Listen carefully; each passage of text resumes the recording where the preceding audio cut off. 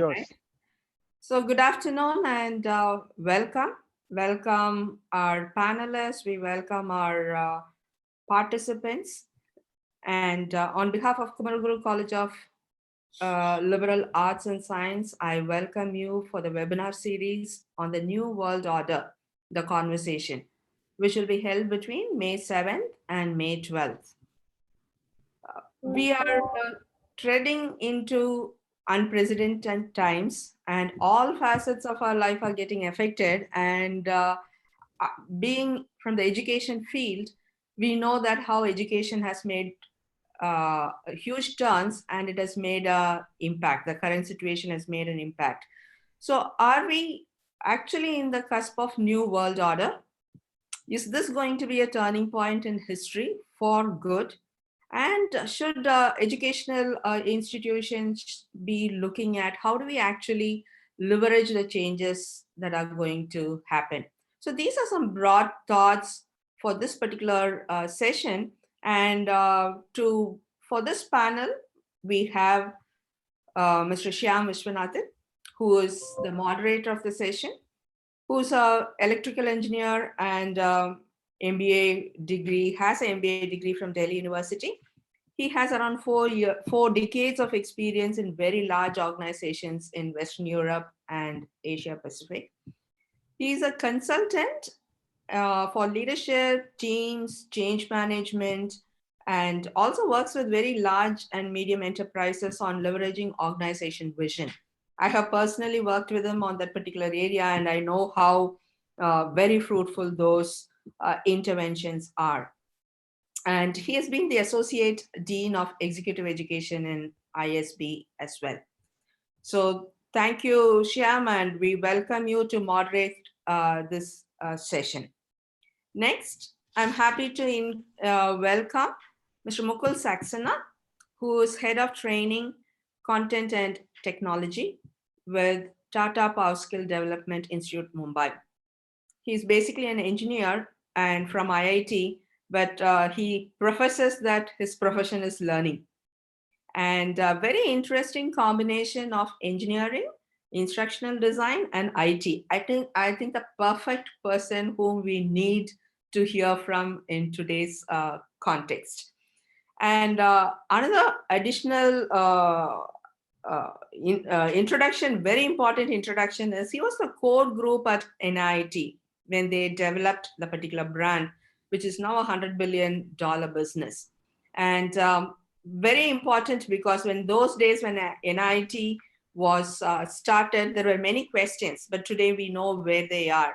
And maybe this is another turning point in our education to model some of these kinds of new formats of education. We welcome you, Mukul Saxena, and thank you for joining us. Thank you so much. Thank you. I'm very happy to welcome Ashvin Parameswaran from Sydney, all the way from Sydney. And he is a PhD in learning, teaching, design, and in the Australian and Asian education. And he has won Australian Learning Teaching Council citation. And he has done several deep work in relating to student affairs in different universities like Australian National University, University of Sydney, and Western Sydney University. Now he is shifted to EdTech group of organizations and managing client experience. And again, a very significant person to have in this conversation because he is in the EdTech space itself. And definitely his experience of working in the universities and working in the space of EdTech will help us to learn a little more as to what can be the disruptive innovations in education, which is the topic of the day. So with those initial thoughts and welcome note, I would hand it over to Mr. Shyam to moderate the session and have the conversation with Mukul Saxena and Ashvin Parameswaran. Over to you, Shyam. Thank you very much, Vijila, for your very crisp and yet very comprehensive introduction and very kind words. We have almost 200 participants who have logged in already, and I want to welcome every one of you. learning over the last 2 months has been accelerated at a rate that all of us will find unprecedented. And we've really seen and experienced every moment of every day of every week in the last few weeks what accelerated learning is and paradigm shifts are in our lives. The world, we all know, is not going to be the same anymore, irrespective of when they find the vaccine or when they find a curative approach to this wretched disease. But the world is not going to be the same. And therefore, these conversations are extremely crucial. Today's topic of disruptive innovations in education deals with one part of the tip of the iceberg that we are able to see. But let's try and see in the next almost an hour, what are some of the interesting aspects of this part of the tip of the iceberg that we can uncover. Life is not going to be the same in the area of education, undergraduation and postgraduate education for the student, for the student's parents and family, for those organizations and recruiters who recruit these students, for the faculty who build knowledge and employability in these students, and for the college and university administrators who have to facilitate the process of learning. The world is turning 180 degrees. To explore this, there are a couple of reasons why I felt that the two gentlemen we have invited as speakers today, who will take over and who will speak for substantial part of today. Mukul Saxena, he and I met and worked together about 25 years ago when we were part of the core team at NIIT. And why I felt that he should be on this panel today for all our benefit is that when we worked together, NIIT at that time was creating history. It was creating an industry where none existed. We didn't understand self-paced learning in this country.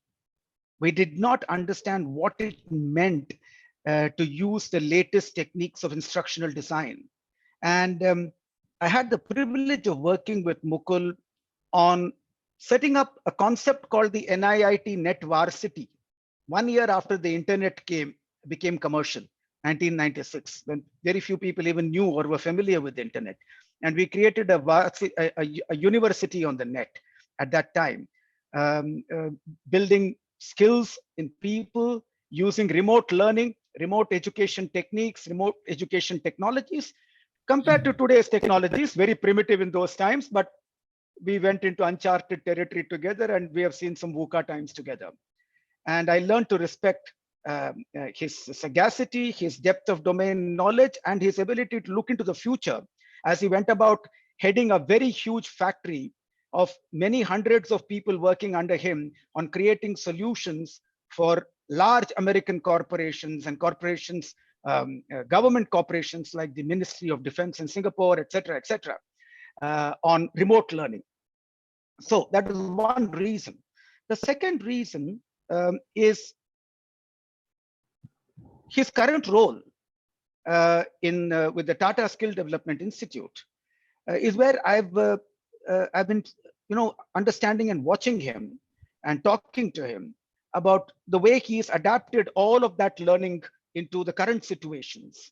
Okay, and recently he and I collaborated with one of the largest Indian corporations in using design thinking and bringing the state-of-the-art instructional design concepts into how do we use design thinking, which is an area that I work in, and instructional design that he works in, to create remote training and learning modules in company. Okay, so therefore, why he is there today. Coming to Ashvin, apart from the fact that, as Vijila mentioned, he's done his PhD in learning and teaching in Asian and Australian higher education, and that is an area of passion for him.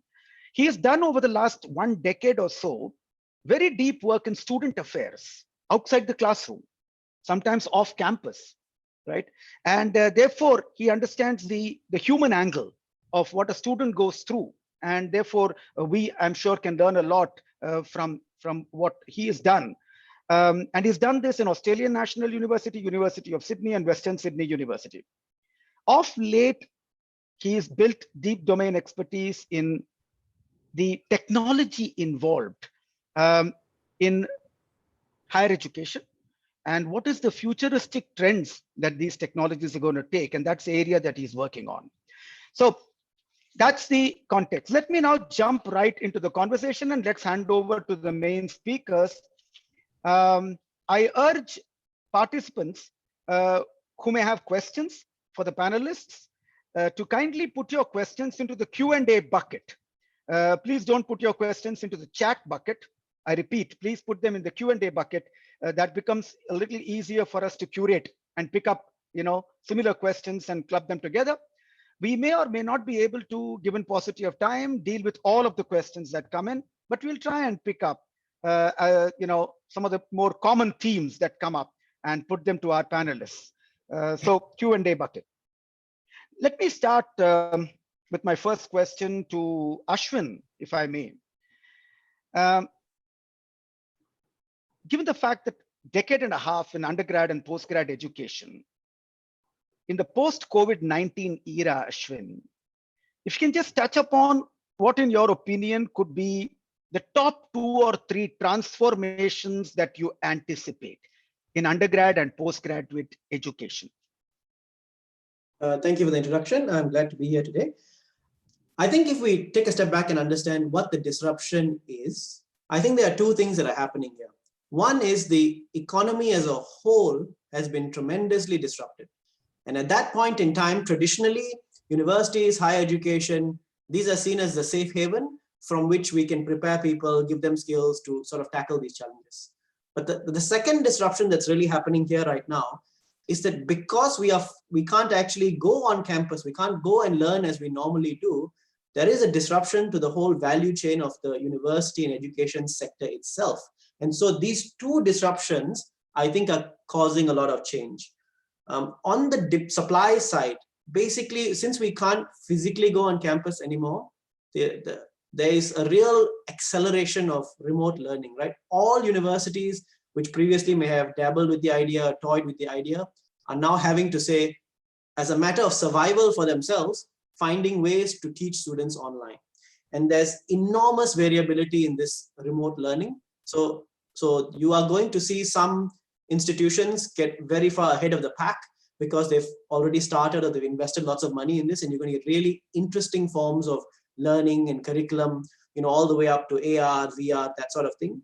But I think the long tail, the vast majority of private and public institutions are simply struggling just to get lectures online. So you're going to see this disparity between people who can pull ahead of the pack and people who are going to have remote learning options, but not be that advanced. There is going to be a subject differential here. So certain subjects where it's easier to learn from home. If your product is some sort of writing or coding where you don't require a lab environment, you don't require a visual arts environment, you're going to find that is more amenable to study from home. And those that are not are going to face some difficulty and challenges. I want to switch to the demand side here. So suddenly the user is going to face enormous choice where you only could go to the university near you. You suddenly have all these universities, institutions offering you the opportunity to learn from home. And so the difficulty there for you is that there's asymmetric information. With all the information you're bombarded with every institution trying to convince you that we are the one you should come to, the choice becomes incredibly hard for you to make. And with that choice comes a question that I think all learners are going to start asking. If I can learn from, if I was paying, I don't know, $1,000 or $10,000 or whatever the equivalent is to go to campus and study, and now I'm being offered the same thing from home, what should I be paying for that? Shouldn't I be paying less for that? So I think the big transformation on the supply side is the choice and the pricing that you're going to take away from this. What am I going to pay? So if I was going to leave people with sort of 2 or 3 takeaways from this, I think when you make these choices about what to study, where to study, the first thing to take into account is that this COVID situation is not going to go away for It's not just going to be 2 months. It might last for a year, 2 years more. Think about safety for yourself, your family, your economic situation, and make a safe choice. It might be going to the local institution. It might be going to somewhere where you know you have friend and family support. The second thing I would say is we normally optimize for speed or efficiency or value. At this point in time, I think you need to optimize for flexibility. So what you're going to start looking for, I think, in changes is lots of institutions will offer credit transfers. They'll allow you to take shorter programs and then move on to a different institution.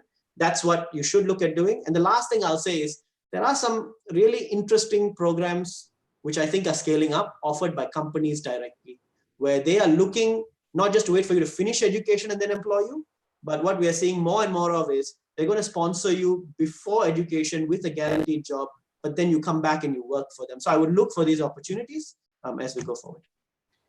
Fascinating, Ashwin.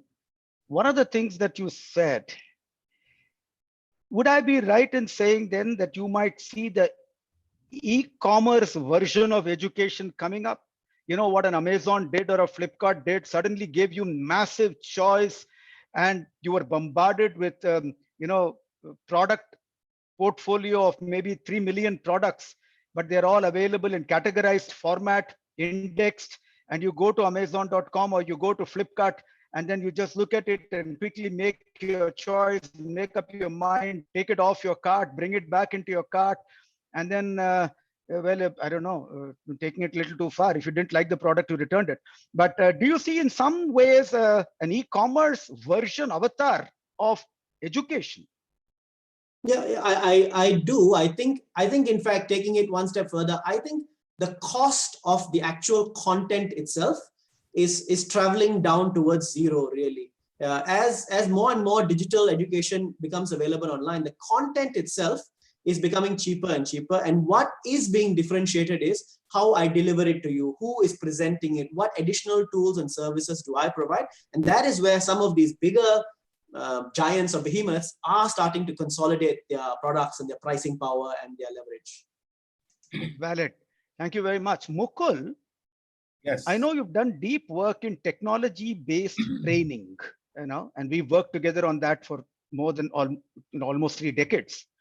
Technology-based training, and we learned a lot, and I'm sure you learned more than most people in this country.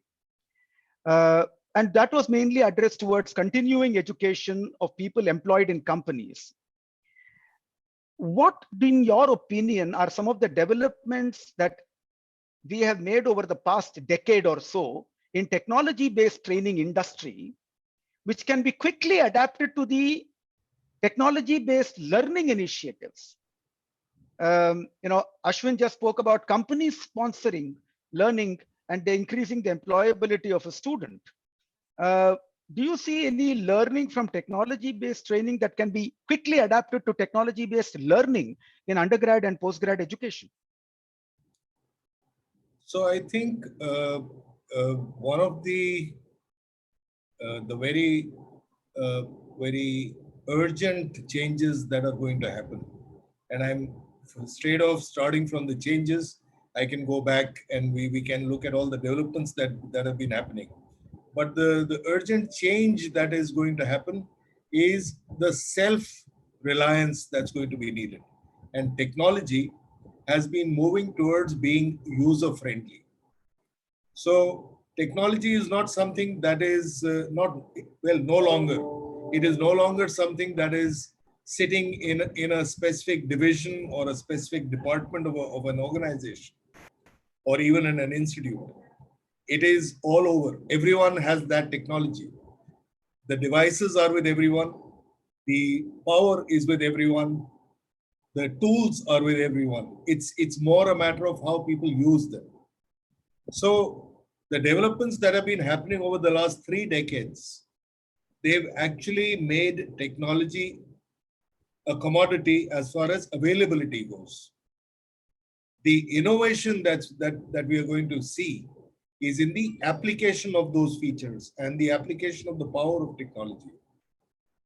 So that's how we are going to be stepping forward, and we will see differentiation happening. Just like Ashwin said, the value of the content or rather the price of content is fast traveling south.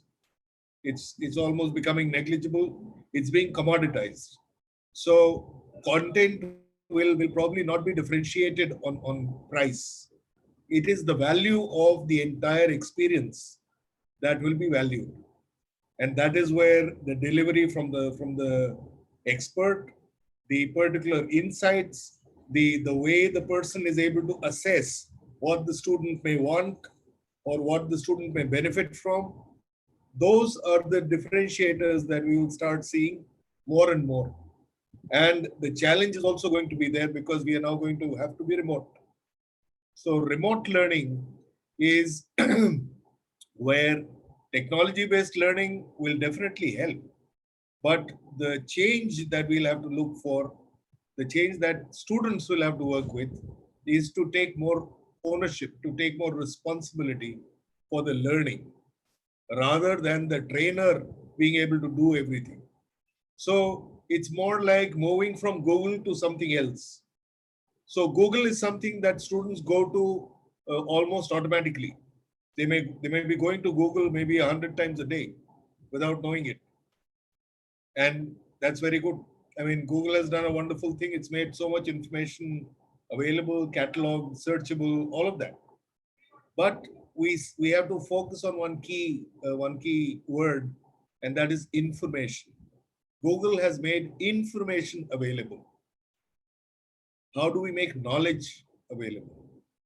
And how do we make differentiated knowledge available? And there will be applications that will come up for that. I wouldn't be surprised if Google themselves may come up with that, but let's see. We haven't heard of that yet.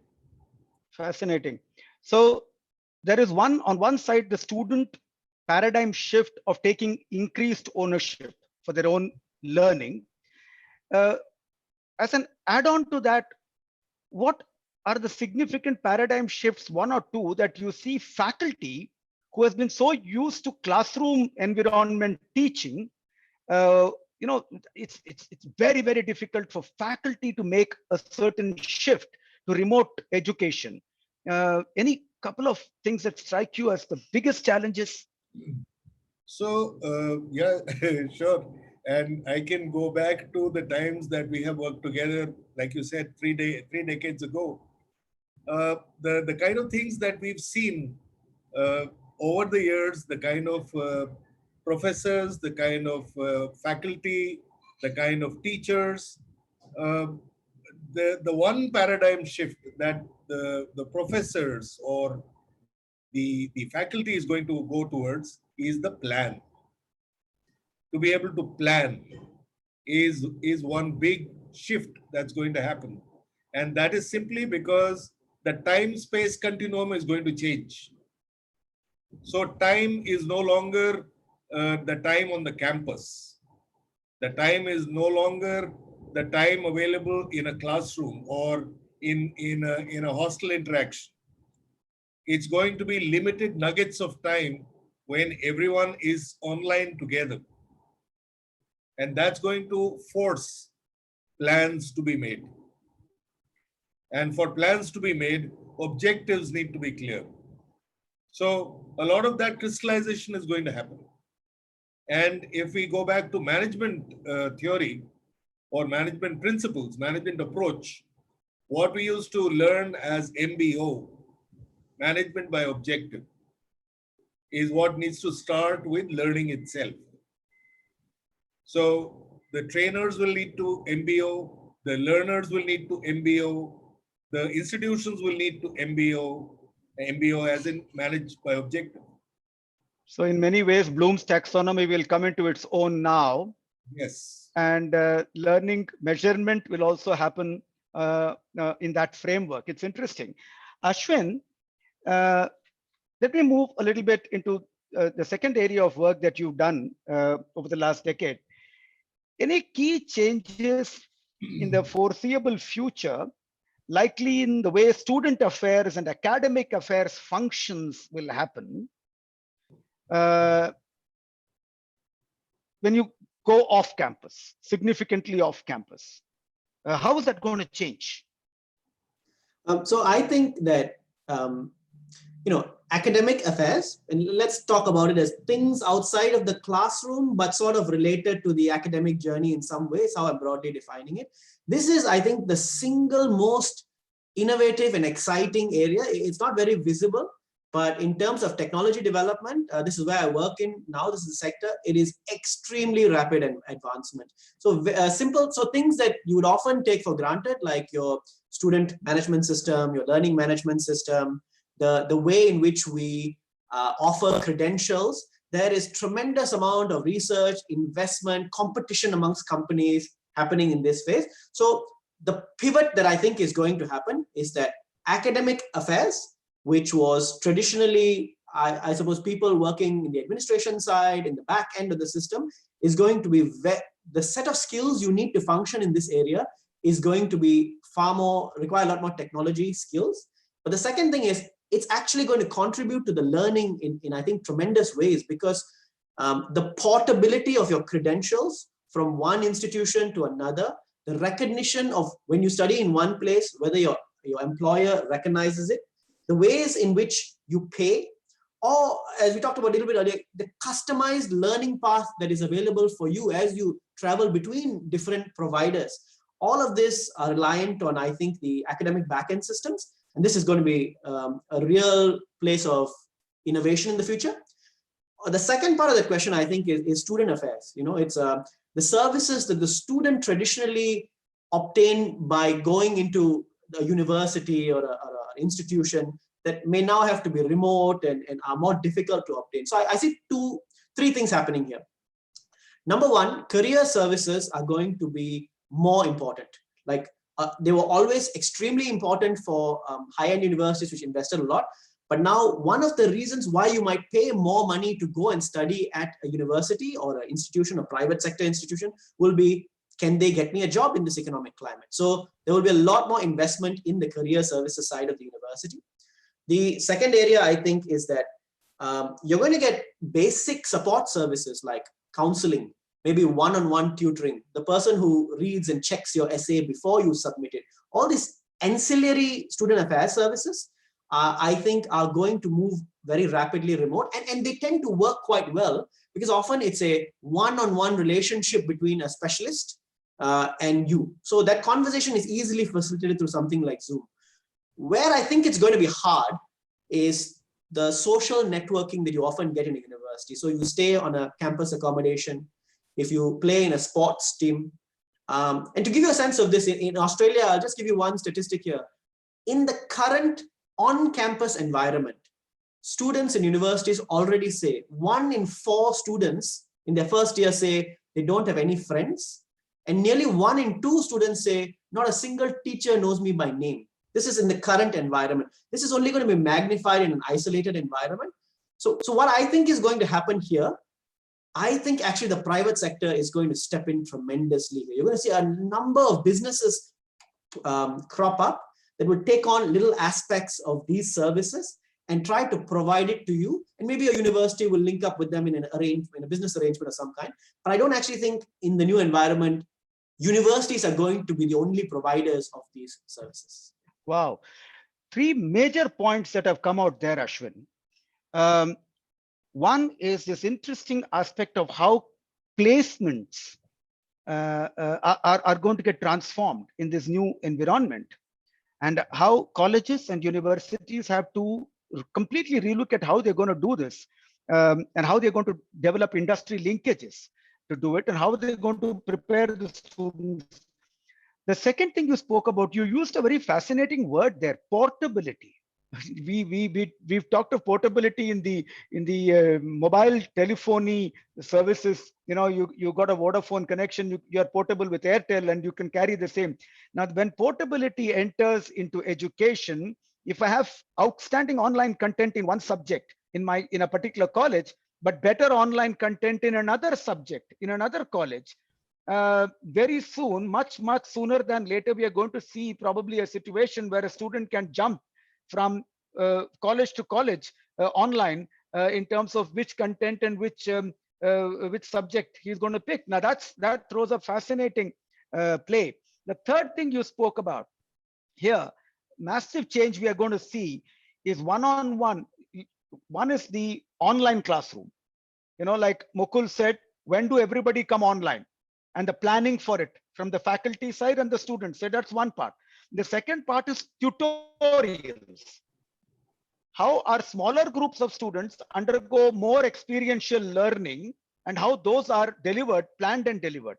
The third one, which is the one you brought in, which is the one-on-one component. Students are going to require more one-on-one attention. And a lot of private sector players could jump into this subject-wise on how they provide one-on-one. And in some ways, colleges and universities are going to be in competition with those private players. It's like a tuition teacher stepping in to substantiate the efforts of the teacher in the classroom, like at the school level. In some ways, or in many ways, that's going to happen over here. That's interesting, fascinating insights, Ashwin. Thank you. Mukul, Yes. actually, this question is in two parts, Mukul, with your permission. The first one, distance learning, devices, networks, support you spoke about. So I will not go into that again. But I have a question that comes out of that. Given the fact that we have very poor internet bandwidth in many parts of the country still, right? And even where you have bandwidth, it's pretty unreliable. It's slightly dicey. And a lot of students come from remote rural areas, okay? And they come into the nearest big town and they join a college there or whatever, and they do that, And it's not going to be so easy to put that infrastructure in place. Okay, it may take a few years before we've really wired up the country in remote areas. Is there a case for us to bring back the well understood technology of radio and television, which has got complete penetration into every nook and corner of the world, and bring that out into the way we carry education to particularly the rural areas, tier 3 towns? Is there a case for bringing back radio and television? And is that something, where you can share the pipe, as it were? You share the bandwidth available on TV or time slots available on TV channels, and different universities and colleges can, buy slots and use that. Is that fanciful thinking, or is it such an old prehistoric technology that there is no room for that anymore in a country like India? That's an interesting thought. And certainly, I think it certainly has a place. We have radio and television networks that reach much further than internet does. But one of the changes that's been happening is mobile networks. And mobile networks are penetrating almost as much as radio and television are. That notwithstanding, I am sure that there is going to be an opportunity to design learning curriculum in a way that at least the self-learning that needed to happen can happen with content that's given through the radio or the television. It's the interactive content that needs the internet. The interactive content is where the internet is needed, where maybe mobile devices will be needed, maybe a computer may be needed, and that's going to be a different set of challenge. Because in our country, as we all will acknowledge, everyone does not have a computer. Everyone does not have a tablet. And that's a different challenge that we are going to face. But what I'm saying in response to the question about radios and television, what I'm saying there is that yes, there is a place, but it's limited. It's limited to as much as can be absorbed by people without the need to certify. As soon as you need an evaluation and a certification to happen, you will need to build up that skill or that knowledge to a level which will happen only through interactivity. And for that, we may have to use some other networks, but that is fine. At least part of the load can be taken by radio and television. Exactly. So whatever is knowledge dissemination, if that can be done by radio and television, then you can save the internet, bandwidth for more interactive tutorials, more interactive one-on-ones, etc., etc. That's a very interesting thing for the education sector to think about. Which leads me to, go ahead, Mukul. If I may just add there, just a glimpse of what might happen. So there are two technologies that I'll talk about, which have grown over the last about 15 years. Although artificial intelligence is one that has been spoken about for almost 60 years now, but machine learning has come in more recently, and that is another form of artificial intelligence. Imagine Siri or Amazon Echo, Google, if you like. Imagine any of these assistants is listening to the conversation in a classroom. And in the classroom, the faculty, the professor is responding to a question from the student. And that conversation is being heard by, let's say, Siri, just for example. That question and response is content. It generates new knowledge. Siri is able to apply machine learning to curate the response along with the responses in 100 other classrooms that are around the country or maybe around the world. And we see a completely different level of knowledge generation that's happening then. And that's probably the response to what Google is going to get. Because Sure.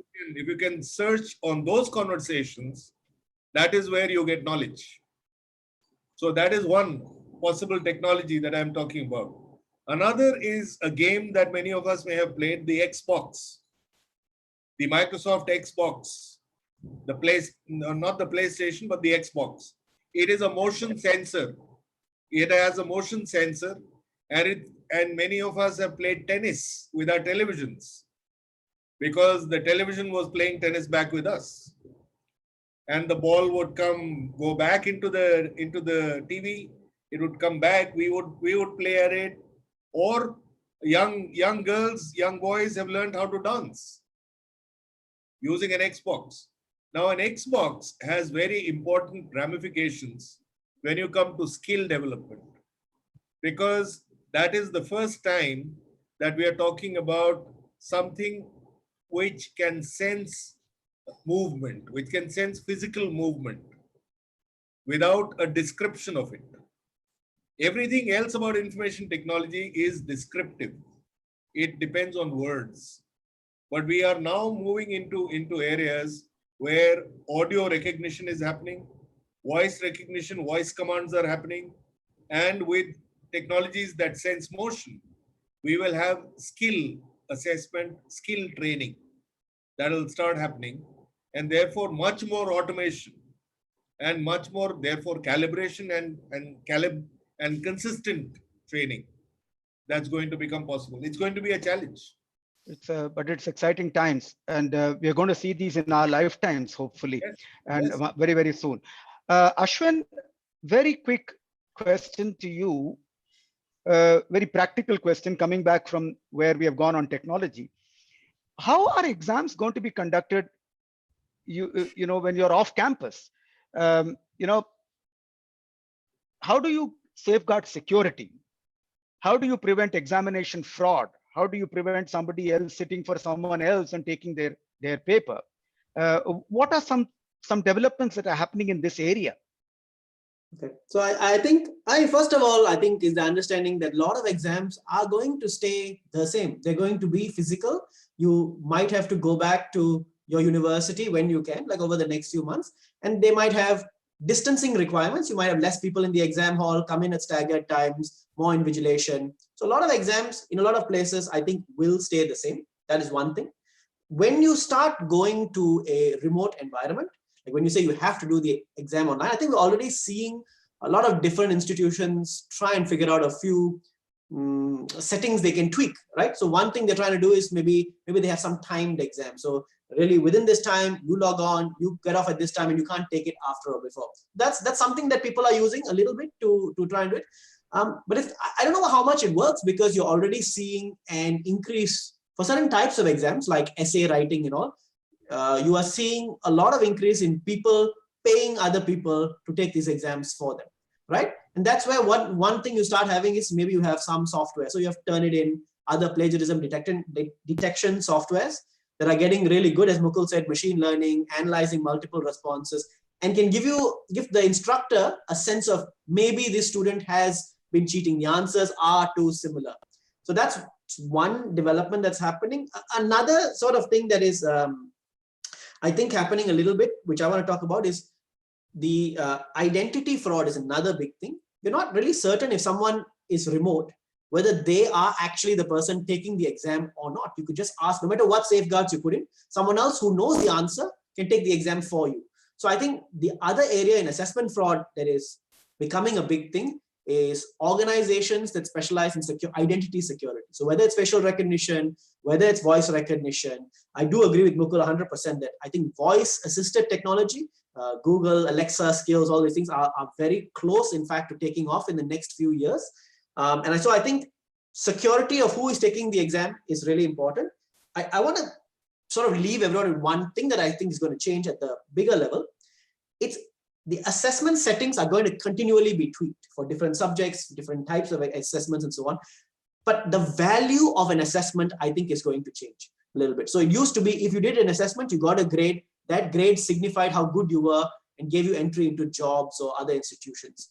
Now, I think assessment grades are going to start becoming entry-level qualification. It allows you to play in the competition, but it's not going to be enough. You have to develop, whether you're a staff member or you're a student in this new environment, a portfolio or a brand of your own that makes you stand out. And you got to do that from day one, because assessment will get you in the door, but it may not even be enough to get you the job anymore, you know? That's very insightful, Ashwin. Very, very insightful, because when you say your grades or your scores are really going to get you a foot in the door, and then your actual domain knowledge and the way you carry yourself and so many other factors are going to become far more important, whether you get fascinating. Coming to my last question, Mukul, to you, and then we'll probably throw it open for the question and answers. A lot of organizations, Mukul, the kind of work you and I have done, created so much of content, training content within the companies for their own employees, okay, for their own engineering staff, for their own account staff, audit people, for their own logistics and supply chain people. Outstanding content and delivery, self-paced learning, not classroom. Do you see a potential now or an actual need for universities and colleges to come much, much closer to corporates and leverage that content so that the student benefits from highly industry related content for practical exposure? The university or the college leverages that content to substantiate the conceptual knowledge that they are imparting. And the organization is equally happy to offer that content for the university to use with their students so that they get more employable and employment ready candidates. Do you see a closer leverage of this, or you don't see that happening?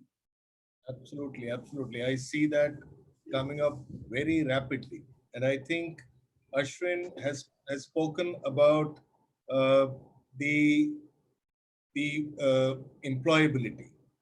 Employability being the assessment leading to employability, placement.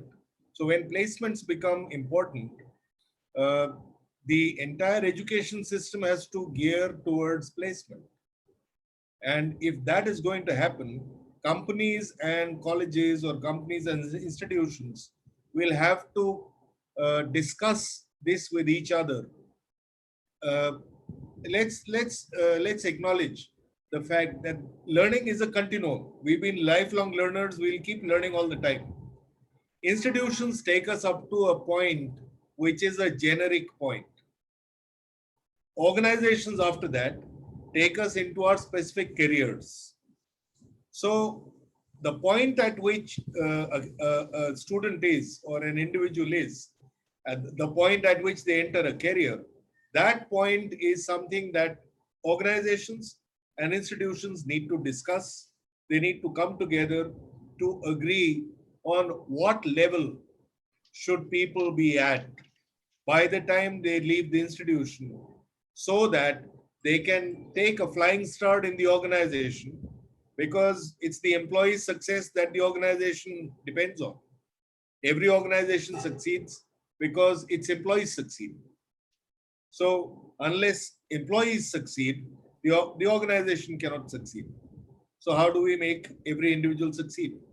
By giving them just the right skills. And I'm not saying only the right skills. I'm saying specifically the right skills with whichever other ancillary skills or knowledge they need to keep growing.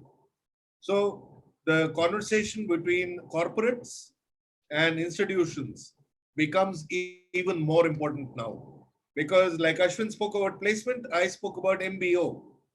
So now the management by objective, if everyone has to manage by objective, the whole objective of education is to grow a livelihood and to grow life. Growing life is probably for the more fortunate few. For most of us, it's a livelihood that we are looking for. How do we get the best livelihood? What is the education that will take us there? That will happen only if that entire continuum is discussed and at least some broad pathways can be identified between corporates and institutions. The other specific question that you had was about all the corporate content that has been created. So actually making that corporate content available is only a matter of time. Ashwin said, content is becoming commodity. Its price and value is going south. So actually the content that's been created, it is again a commodity. It's something that's available. It will very soon reach public domain. It's more about how we are going to take ownership of what we get. So in a simple way, if I explain, if I take advice from somebody, will that person be responsible for what I achieve, or will I be responsible? I still am responsible for what I achieve. And that's because I took advice from 3 people and then did something that helped me to achieve.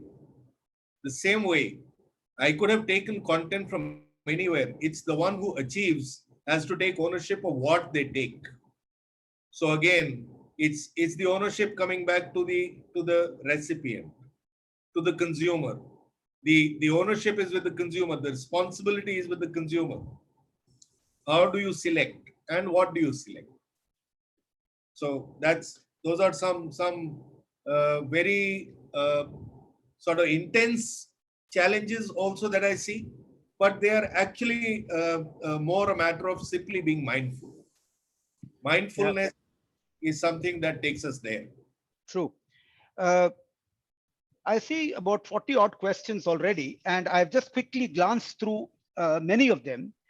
A lot of our wonderful participants are really concerned about the reliability of communication technology, bandwidth, power backups, and power outages, et cetera, et cetera, et cetera. There's a bunch of questions around that.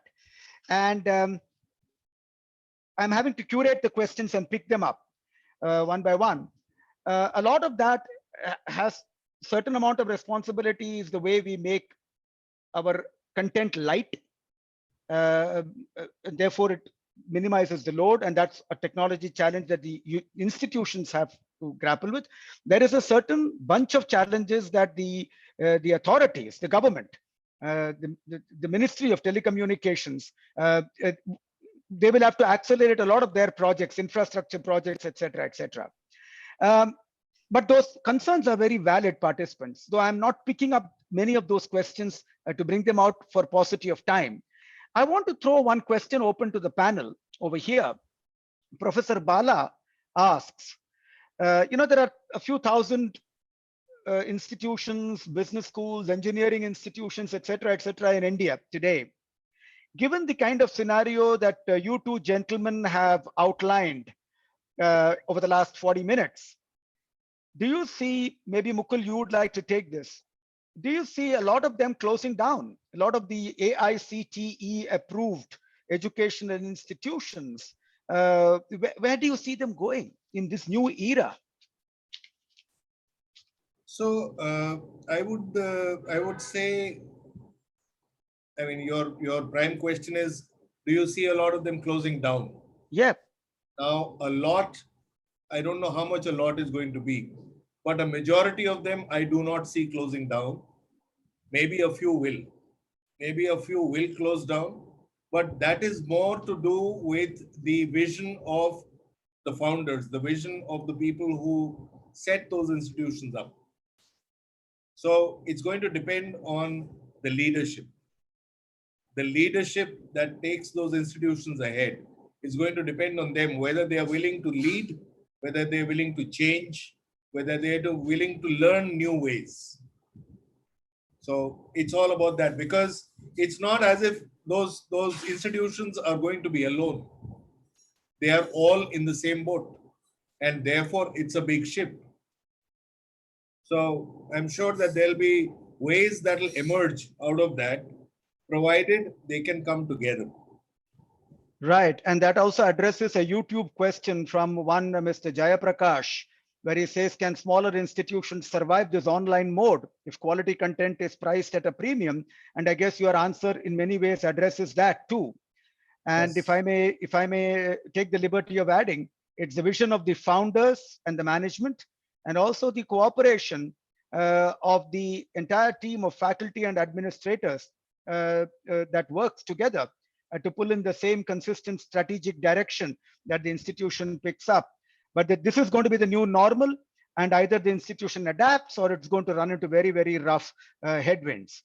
Ashwin, there is a question that you may like, because you spoke about, in answer to one of my questions about how corporates are coming in with regard to employability. There is a question from Srinivas Shastri. What are the possibilities that the classroom will shift to the shop floor? He puts it very beautifully. Will the practitioner co-partner the learning and application process? And therefore, the important question here, will education now start leaning more towards specialization and customization? Okay, I am willing to work with the college or the university. I am a corporation, and I'm willing to work with them. But I also would like more customized and specialized input, so that I'm creating talent pool for me to recruit, which is the upside for me. So how do you see this? So I think it's trending in two directions. The first direction is what you have said. There's already the case that companies, as funding gets cut from universities and other institutions, companies have already started replacing that role and partnering with universities, providing funding, determining broad parameters, co-teaching, right? And in some cases, the learning happens partly in the company. Internships are guaranteed as part of it. So this is not only happening, it is accelerating. And certainly private companies, especially the large ones, are gaining a lot more power over curriculum than they used to. At the same time, I think there's another trend that you're starting to see more and more of. And this answers the second part of the question around specialization. Companies who receive specialized graduates who are only specialized in one thing are finding that those graduates or those specialized talent is not enough for longer term tenure with the company. So at the same time, while they want a certain set of specialized skills, I think there's increasing recognition on broader strategic cultural understandings, broader analytic requirements. So when we talk about liberal arts, social sciences, I actually see a counter trend. You need to have the specialist skills. You need to have a portfolio. You need to direct yourself perhaps towards certain companies. But that's, again, not enough to get you a job in a very competitive environment. And I'll say one more thing, that the economy right now is in a really troubled state. So a lot of people are out of a job. So if you only have technical skills and you graduate, you're competing not just with other people in your cohort, you're competing with people who have 5 or 10 years experience in this field who may be out of a job. So you need something to differentiate, and that may be strategic thinking, analytic skills, those kinds of things that are required. So that's an interesting case for the way curriculum is planned for many of these programs now, because the employability scenario is changing so rapidly. Sabari Girish, one of the participants, says that one-on-one tutoring is already playing out at my home already. My daughter in Chennai is being tutored from Pune. So it's happening. There is a question from Sunil Mantri. He says, will the renewed interest of private agencies in the educational setup, what we were talking about in terms of tutorials and one-on-one, will it lead to commercialization of education even more, expanding the gap between haves and the have-nots, which means students who come from more impoverished backgrounds, who may not be able to afford that level of one-on-one hand-holding or a few on one tutorial hand-holding kind of scenarios, are they likely to lose out? Mukul, you want to address that? I don't know. I think we are trading on a socio-political question, because whether education is the social right for everyone, whether it is the economic right for everyone, what are the selection mechanisms, all of those are going to be in question. And I mean, there are very inspirational movies that we've seen recently, like the Super 30 and things like that, where it is a lot of hard work, a lot of talent that can actually be nourished if we find them. Whether it's going to be commercialized or not, it's a matter of how the economics play out. And frankly, we should all, as citizens, as individuals in the society, we should all be thinking about what responsibility are we going to take for the systems that are evolving, the systems that are developing. I see the current crisis, this pandemic that has caused the disruption around which we have to innovate. I see this as a huge opportunity. It's also a need. It's also making it necessary for a lot of things to be rethought, for a lot of things to be reconfigured. Our education system will probably be one of those. And that's simply because it is tied in so well, it's tied in so closely to employability, and employment is tied in so closely to the lives that we lead. So that's something that we'll have to think through. And I just hope that we all do this responsibly. We'll have to come together for it. Very true. And therefore, some of the key takeaways that we're looking at here at the end of this set of questions that we put to the panelists, and I'm sorry I couldn't take so many of the questions, but we tried to pick some of the ones that would build on the insights that the panelists have already given in. We are talking very different paradigms in the students' ownership for their own learning, subject learning. We are talking about the institutions, completely different paradigms in the way they take ownership for the students' learning, from the point of view of how do they see the content, and now increased vitality of new content that is going to increase the employability of the student. How do they collaborate with other agencies for handholding of smaller groups of students for more focused attention? How do they collaborate with other agencies for one-on-one attention to the student, not just in the content, but also in terms of their employability and development of other capabilities? That's the second whole area.